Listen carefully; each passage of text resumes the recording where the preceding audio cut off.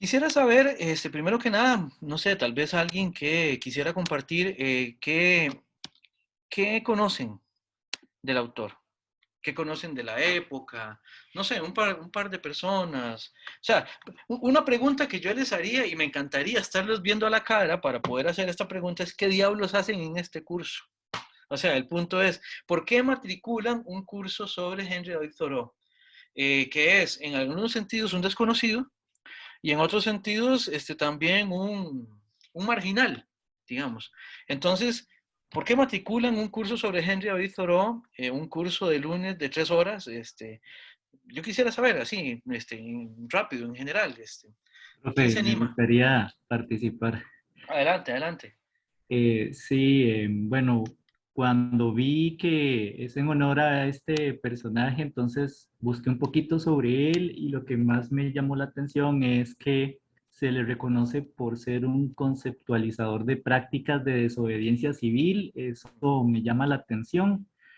El motivo por el cual matriculé el curso es porque estoy ya por iniciar mi tesis y aunque soy del área de negocios, tuve un primer confrontación con la comisión de mi escuela Ajá. porque cuestionó lo que es ética. Entonces me pareció muy apropiado enriquecer el concepto de ética. Entiendo que el enfoque de este curso es orientado a este autor y qué dicha bueno, todavía mantengo mi interés porque me parece muy interesante lo que leí sobre el autor y ahora leyendo el curso, el programa del curso, me siento motivado a ahondar más sobre el tema.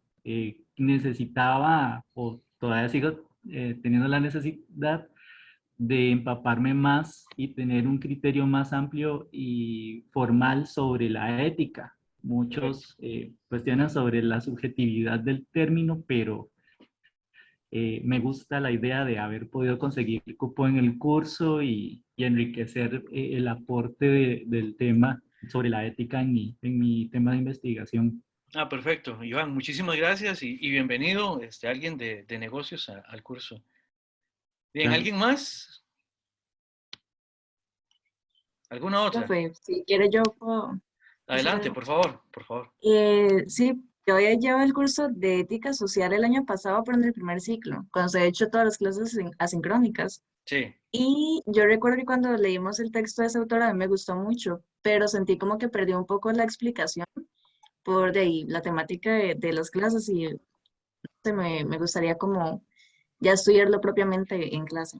Ok, perfecto, maravilloso. Y creo, Ivonne, que el Sanchitos que usted ve ahorita, después de año y medio de pandemia, es otro. A propósito del Sanchitos del primer semestre de pandemia, que no daba pie en bola, para ser honesto, ¿verdad?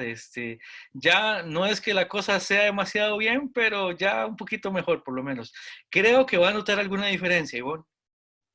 Ah, bueno, profe, qué dicho, porque sí, las clases presenciales que usted me ha gustado mucho, entonces sí, me dio como lástima perder ese chance en virtual.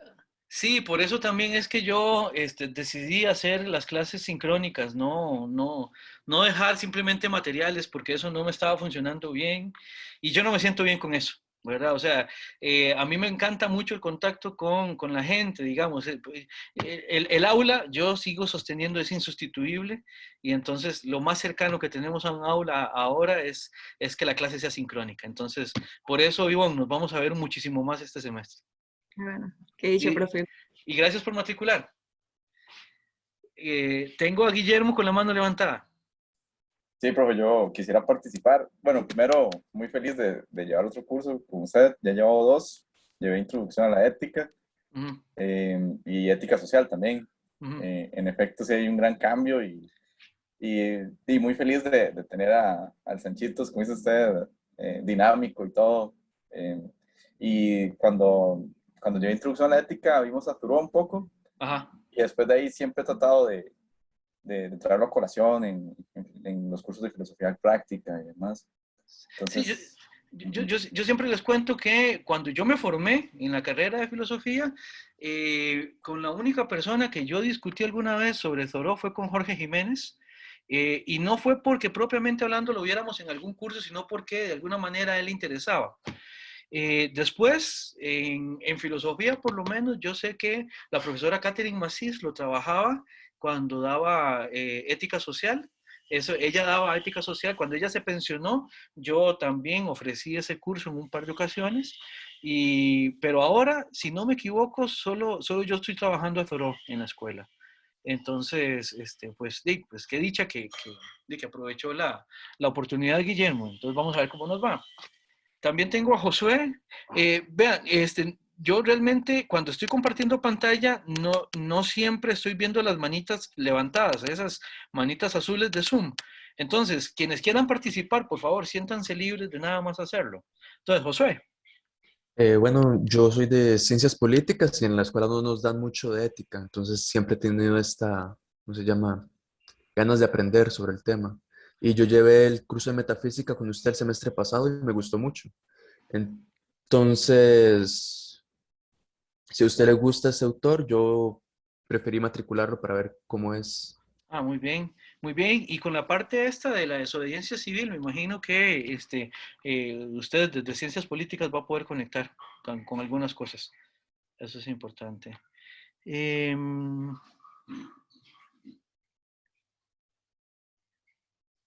Perfecto, muy bien. Bueno, entremos en materia. Entremos en materia. Hoy lo que vamos a hacer es una visión panorámica del autor de la época. Esto es lo que quiero, este tipo de información que les voy a ir presentando es también la que quiero que vayamos profundizando, por un lado con los trabajos de contextualización que llamábamos en las microinvestigaciones y por otro lado pues también con el trabajo propiamente hablando con los textos del autor, ¿verdad? Entonces, empecemos. Los puntos de partida es que tenemos en Thoreau a un pensador que presentaba sus propuestas básicamente a manera de ensayo. Cuando en algún momento yo le comentaba a algunos colegas que yo estaba trabajando a Thoreau en los cursos que estaba llevando, un par me hicieron la observación que qué vacilón, que bonito, ¿verdad? Que alguien de filosofía estaba trabajando a un literato, ¿verdad? Tenían la referencia de Thoreau más como literato, que obviamente que lo es, que más como literato que como filósofo propiamente hablando. Esa es una de las primeras cosas que tenemos que aclarar. La propuesta es que Thoreau es filósofo con todo derecho, ¿verdad? Sus preocupaciones son relevantes para la discusión filosófica de índole práctico, de índole práctica, aun cuando obviamente sí estamos ante un autor que ciertamente no es de los autores de más referencia, digamos, en la historia del pensamiento. O sea, Thoreau no es un Aristóteles, no es un Kant, no es una Hannah Arendt, no es, me explico, ¿verdad?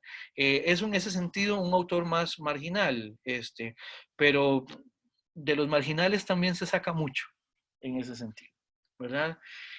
Thoreau fue una personalidad curiosa, sí, en mi barrio diríamos que era un salido del canasto, en el sentido de que Thoreau estudia en Harvard, creo que eso lo tenemos por acá, bueno, por ahí está en alguna de las diapositivas.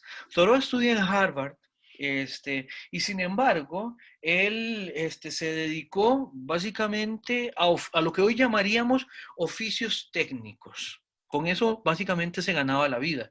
Era agrimensor, más o menos lo que hoy llamaríamos un técnico topográfico, por decirlo de alguna manera, ¿verdad? Fue lo que llamaríamos en la época un naturalista, en el sentido de que se preocupó mucho por estudiar ciertas cosas de las especies, especialmente botánicas, aunque no solo las especies botánicas de su alrededor. Conocía muy bien de plantas, de árboles, de todo el contexto de su lugar natal, ¿verdad? Es uno de los pioneros, por decirlo así, del pensamiento que hoy llamamos ecológico, ¿verdad? Fue una de las primeras personas que empezó a hacer, a alzar la voz en función de que los recursos naturales, de que los recursos que están ahí en el bosque tienen que ser conservados, ¿verdad? Solamente les pongo un ejemplo. Thoreau tiene un texto que se llama Manzanas Salvajes, en la cual habla, es un ensayo donde habla de la preocupación de que por la explotación comercial de las manzanas, especialmente las manzanas que se cultivaban para hacer sidra, este, como ahí, obviamente, la selección artificial lo que nos llevaba, o lo que llevaba a la gente, era a seleccionar las frutas en función de su dulzor, en función de su tamaño, para sacar más jugo, para tener más azúcares, para que el proceso de producción del licor fuera, pues, óptimo, ¿verdad? Eso llevó a una selección artificial de las manzanas que hizo que la variedad de manzanas disponibles en el entorno de la Massachusetts originaria de Thoreau, se redujera sustancialmente. ¿Por qué? Porque hay ciertas manzanas que son mucho más ácidas que esas manzanas rojas, dulcísimas. Por ejemplo, las manzanas que vienen de California, que todo fin de año son ese platillo que no puede faltar, ¿verdad? En la casa de quienes celebran la Navidad. El punto es que Thoreau reclamaba que el problema es que con ese tipo de fijación, por ejemplo, de sobreexplotación también de un tipo de manzanas por intereses meramente comerciales, por potenciar lo comercial, se estaba perdiendo una riqueza natural importante que en el bosque significaba la reproducción de vida de ciertos animales y de las mismas especies de manzanas. ¿Ven? Ese es un pensamiento que en la época no era usual. Recordemos que en la época, bueno, dicho sea de paso, no les he dicho cuándo nace Thoreau. Thoreau nace en 1817, ¿verdad? En un momento donde los Estados Unidos está explotando la producción industrial como una fuente de crecimiento abrumadoramente rápida, ¿verdad? Y eso lo que implica es que mucho de lo que se hizo en siglo XIX, iba en detrimento precisamente de las condiciones naturales del bosque, del ambiente, de los recursos. Recordemos que estaba la noción de esa riqueza inagotable de la naturaleza, ¿verdad? Vamos a ver, herederos por un lado de la noción muy moderna de que ahora la naturaleza es recurso, de que ahora por medio de la conquista que hacemos gracias a la razón, gracias a la tecnología, gracias al conocimiento científico, podemos explotar los recursos de manera virtualmente ilimitada.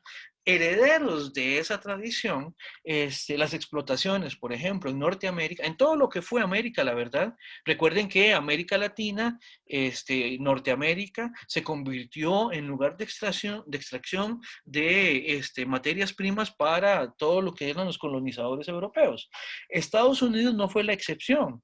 La única diferencia es que ya para esta época Estados Unidos era independiente, ya no era colonia británica, pero sí estaba en la necesidad de crecer y de posicionarse dentro del entramado de naciones, ¿verdad? Entonces, Thoreau es uno de los pioneros en la reflexión ecológica a propósito de eso, y eso es muy, muy meritorio de parte de él. También podemos decir de Thoreau, para contextualizar un poco más, que fue maestro. Tuvo 2 intentos, ambos fallidos, por decirlo de alguna manera, como docente. La primera, siendo funcionario, renunció cuando lo obligaban a llevar a cabo castigos físicos en los estudiantes. Cualquiera que haya leído las aventuras de Tom Sawyer recordará las escenas de cuando el maestro le pedía a Tom que pusiera las manos al frente para pegarle con una vara.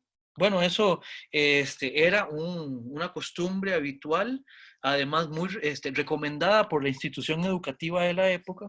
Cuando Thoreau se dio cuenta que de él requerían que castigara físicamente a sus estudiantes, se negó a hacerlo, hizo una rabieta, en algún momento les voy a contar en qué consistió, porque la cosa tampoco fue muy bonita, hizo una rabieta y renunció a su trabajo como docente y se fue a seguir trabajando en las cosas que sabía hacer, ¿verdad?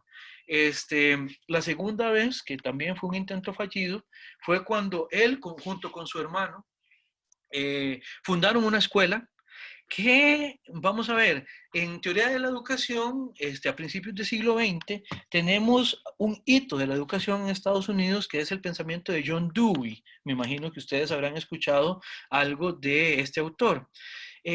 John Dewey hace una propuesta, un tipo de escuela que era mucho más dinámica que la escuela a la que estaban acostumbrados en Estados Unidos para la época.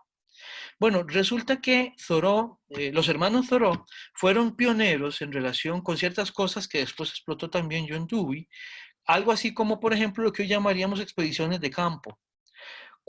Aprovechando el conocimiento que tenían de los alrededores y de las especies nativas de vegetación, de árboles y de animales, cuando las clases tenían que ver con ciencias naturales, los hermanos Thoreau lo que hacían es que llevaban a los estudiantes de excursión al bosque. Eso para la época era una rareza y pues tuvo muy buenos resultados. Lo que pasa es que la escuela que fundaron los hermanos Thoreau la cerró Henry David Thoreau cuando su hermano murió, después de que tuvo una muerte horrible. El hermano de Thoreau murió por tétanos después de que se cortó al afeitarse.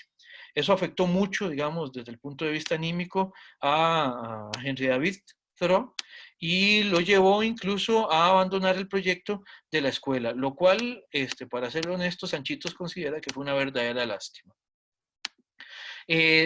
También era conferenciante, como les decía, conferenciante en el sentido pago. Él daba conferencias, hacía charlas a propósito de ciertos temas y las exponía en algunos lugares en las comunidades de su localidad y de las cercanías. También algo muy interesante de Thoreau, fue fabricante de lápices, pero no solo él, su familia. La familia Thoreau, hubo una marca de lápices Thoreau que fueron lápices que desarrollaron mucho, muy buenos grafitos, especialmente para lápices relacionados con dibujos técnicos, de ingeniería, topografía y cosas por el estilo. Y Thoreau, en algún momento, implementó muchas mejoras en la manera de fabricación de los lápices de grafito que hacía su familia. Lo que pasa es que Thoreau, cuando de pronto, cuando todo el mundo pensaba que él era el que se iba a encargar del negocio familiar, simplemente se fue. Dijo, ya no quiero seguir en esto. Y la gente le dijo, pero ¿cómo? Si usted no era usted el que iba a seguir con la fábrica. Y él dijo, no, esto lo hice solamente para probar si podía hacerlo. Ya me di cuenta de que sí puedo hacerlo. Ahora me voy a dedicar a otras cosas. ¿Ya? Entonces, él simplemente no siguió con el negocio familiar y se dedicó, entre otras cosas, por ejemplo, a ser el empleado de mantenimiento de la familia Emerson. La familia de Ralph Waldo Emerson, de quien también vamos a leer cosas en el texto, en el curso, perdón. Entonces era el misceláneo, digamos, el que se encargaba de hacer reparaciones en el techo, en la cerca, de mantenerles el jardín y cosas por el estilo. ¿Ya? Como les digo, era un personaje muy interesante en el sentido de que era muy peculiar, muy peculiar. Vamos a ver, escribe un diario, el diario es famosísimo, ¿verdad? Prácticamente en los últimos años de su vida, Thoreau muere relativamente joven, muere en 1862 de tuberculosis, lo cual muy probablemente haya sido potenciado por la fábrica de lápices de su familia. Comprenderán que las normas de salud ocupacional en la época pues eran inexistentes y muy probablemente Thoreau, que ya de por sí tenía una predisposición a cierta enfermedad, eso tiene que haberlo afectado y murió relativamente joven a los 45 años, ¿verdad? Escribe un diario durante más o menos los últimos 20 años de vida, inspirado en el diario que llevaba Ralph Waldo Emerson, y en ese diario estudiarlo es es una maravilla, digamos, porque en ese diario uno se va encontrando ese montón de partes de los demás textos que él va escribiendo, ¿verdad? Por ejemplo, el último texto que vamos a leer en el curso, que lo vamos a ver en dos partes del curso, es Una vida sin principios. Es un texto relativamente corto, pero uno se encuentra fragmentos de ese documento a lo largo de todo el diario de Thoreau. Ya, es sumamente interesante. En algún momento Thoreau fue preso por no pagar impuestos. Este, lo tuvieron en la cárcel una noche, ¿ya? Porque una tía pagó su fianza, ¿verdad? Eso es algo que de alguna manera fue habitual en la época, porque la gente se negaba a pagar impuestos como manera de protesta por algunas leyes. Por ejemplo, los trascendentalistas también, en algún momento, Bronson Alcott, uno de los amigos de Thoreau y uno de los del círculo de trascendentalistas, después lo vamos a ver, se negó también a pagar impuestos, también fue llevado preso. Bronson Alcott, no sé si le suena el apellido, de de Luisa Alcott, la autora del libro Mujercitas, que es de referencia en la literatura norteamericana. Ella era hija de Bronson Alcott. De hecho, ella fue quien le pagó la fianza en un par de ocasiones, por lo menos, ¿verdad? Era algo recurrente, digamos, boicotear, por así decirlo, al Estado a partir del no pago de impuestos, por lo cual la gente iba presa. Thoreau en algún momento se negó a pagar se llamaban poll taxes, es algo así, eran impuestos relacionados con los procesos de elección en una comunidad, y él se negó a pagarlos, entonces lo metieron preso, pero solo duró una noche ahí. En todo caso, hay todo un episodio que también vamos a ver en el curso a propósito de eso. Ven, yo estoy prometiendo un montón de cosas. Vamos a ver un montón de cosas en el curso. Después vamos a ver si me pueden reclamar a propósito de promesas no cumplidas. En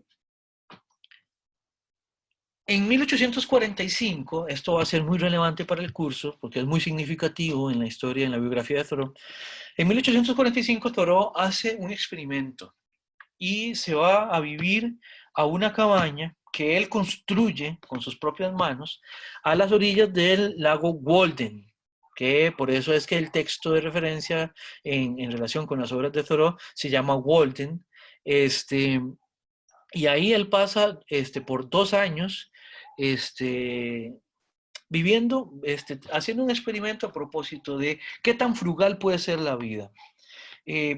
Esto es muy revelador, digamos, en su obra, digamos, y vamos a ver cómo eso nos permite hacer una reflexión a propósito de lo que significa las preguntas y las respuestas que como individuos podemos hacer. Por último, un par de cosas que podemos decir de Thoreau es que también es un teórico de la desobediencia civil. A partir de precisamente la guerra de Estados Unidos contra México, que se da en 1846 entre 1846 y 1848. Esto lo plasma en un texto que vamos a leer, otra promesa, ¿verdad? Lo plasma en un texto que vamos a leer y que sirve también de inspiración para Gandhi, para el movimiento de resistencia pacífica de Gandhi y para el movimiento por los derechos civiles de Martin Luther King en Estados Unidos, ¿verdad? Entonces, es un autor que, como ven, tiene ciertas peculiaridades, tiene muchas florituras como autor. Y eso lo hace, según mi opinión, muy interesante, ¿verdad? Entonces, vamos a ver. Su pensamiento, que está formulado en ensayos y conferencias, lo podemos encontrar principalmente, me parece que estas son sus 3 obras de referencia más usual, sus 3 obras, no sé, de repente son las más importantes, ¿verdad? Por ahí uno podría mencionar algún otro, pero estas 3 de fijo. La vida sin principios, de Thoreau, que para mí,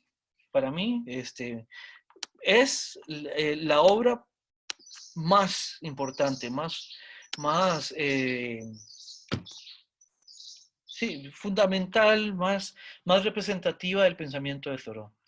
El texto de desobediencia civil también es sumamente importante porque es también tal vez uno de los que más ha calado fuera del ámbito, por así decirlo, filosófico, porque también tiene que ver con propuestas políticas. A Thoreau, a partir de este texto de desobediencia civil, se lo reclaman los anarquistas. Thoreau nunca dijo de él que fuera anarquista, sino que después, a partir de sus propuestas, los anarquistas se lo pelean. Especialmente los anarcoprimitivistas, por raro que suene eso, los anarcoprimitivistas hacen muchas referencias a Thoreau, y hay algunos anarcosindicalistas también, en cuenta Chomsky, por ejemplo, que también reclaman de alguna manera el pensamiento thoreano como una inspiración. Y por supuesto que Walden, este gran libro, el texto Walden, es súper, súper relevante. Me parece también importante la esclavitud en Massachusetts, y todo lo que tiene que ver con esclavitud. Thoreau hace una apuesta en contra de la esclavitud que es realmente relevante. Eso lo vamos a ver hacia final del curso. El curso está planteado como un recorrido que va a ir desde la reflexión sobre lo individual en ética y en política para después llegar a lo grupal, ¿verdad? Vamos partiendo, por eso empezamos con Walden y terminamos con los textos de desobediencia civil y sobre la antiesclavitud. ¿Cuál es el énfasis que podemos descubrir en estos textos? Esta contraposición que podemos hacer entre sujeto e individuo. Esto es una contraposición, una nomenclatura específica de la filosofía que vamos a esclarecer a lo largo del curso, ¿verdad? Por un lado está el problema del sujeto. El sujeto, por ahora, simplemente quiero introducirlos a este problema hablándoles del sujeto como una especie de categoría general por generalizante. El sujeto o la noción de sujeto es una noción que cuando la aplicamos nos hace que nos fijemos en una universalidad de individuos que todos se parecen en ciertos rasgos que los hacen similares entre sí. Por ejemplo, la noción de sujeto es muy, muy explotada en la modernidad. ¿Por qué? Porque, por ejemplo, el sujeto de la razón, o sea, lo que hace es hablarnos de todos aquellos individuos que tienen razón y que utilizan la razón para conocer el mundo, para manipularlo, para operar en él. Ahí no estamos hablando de Thoreau, no estamos hablando de Sanchito, no estamos hablando de Hania, estamos hablando de sujeto. Y en tanto que sujeto, Sanchito, Hania y Thoreau se homologan. Son básicamente lo mismo. ¿Por qué? Porque son seres racionales, porque son seres que conocen de la misma manera, porque son seres que remiten al mismo tipo de criterios para engarzarse en la sociedad en la que viven. ¿Ven? El sujeto es esa noción general que lo que hace es que obvia las diferencias específicas. Por otro lado, tenemos la noción de individuo. Todo esto después lo vamos a profundizar. Hoy es apenas como para que vean, esto es solo como para ir agarrando fuelle, ¿verdad? En contraposición con la noción de sujeto, vamos a tener la noción de individuo, que obviamente, en tanto que es una categoría, en tanto que es un concepto, también es un concepto que se dice de un montón de instancias, por así decirlo. ¿Cuál es la diferencia? Que cuando yo me fijo en alguien, en tanto que individuo, es precisamente porque me estoy fijando en las características privativas que tiene esa persona y que la diferencian de las demás personas. Por ejemplo, la introducción que yo hice ahora sobre Thoreau es sobre Thoreau y no sobre Hannah Arendt. Porque si yo hubiera querido introducir a Hannah Arendt, habría tenido que hablar de otro contexto, otra época, otra geografía. ¿Ya? ¿Por qué? Porque Hannah Arendt y Thoreau son individuos diferentes. Subjetivamente los podemos analogar, así como analogábamos a Hania y a mí con Thoreau. Pero como individuos tenemos que diferenciarlos. ¿Por qué? Porque hay ciertas peculiaridades que tiene Thoreau que no las tiene Hannah Arendt. y que tampoco tiene Sanchitos y que tampoco tiene Jania. ¿Se entiende? Entonces, esto va a ser importante. Y el énfasis de Thoreau, o el énfasis, no, vamos a ver, voy a ser un poco más honesto, un poco nada más. El énfasis que le vamos a dar en el curso es cómo a partir del problema de la libertad, nosotros vamos a oscilar entre las explicaciones que toman al sujeto como fundamento y que dialogan con nosotros con parámetros a partir de lo subjetivo, en contraposición o en frente de aquello que toma como base al individuo como noción central. Esto va a tener, esto conforme vayamos avanzando en el curso, considero, se va a ir enriqueciendo, ¿verdad? Le vamos a ir agregando carnitas a esto, ¿verdad? Para poder enriquecerlo un poco.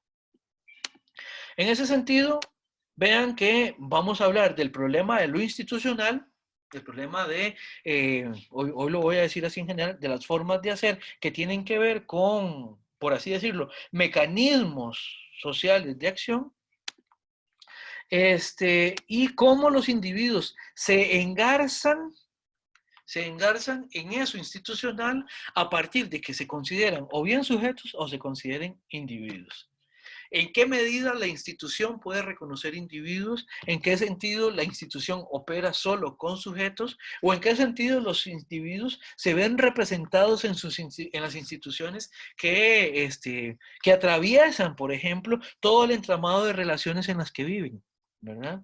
Eso va a ser una pregunta importantísima para el curso. Por eso es que nosotros, básicamente con Thoreau, lo que estamos es buscando cuáles son los criterios, los conceptos, las ideas que él va planteando que nos permiten hacer esta discusión y nos permiten hacer este rastreo. Por eso es que tenemos que ver en qué medida entre sujeto e individuo podemos hacer un contraste, una contraposición o un complemento. Y también en qué medida entre sujeto e institución podemos hacer un contraste, una contraposición o un complemento. Y también entre individuo e institución. Y ahí nos abre un abanico de posibilidades para la discusión en relación con la vida individual, con la vida con la vida en sociedad y con todo lo que tenga que ver con eso. Sí, básicamente esta es, digamos, una primera parte de la propuesta general del curso, tal como lo estamos planteando.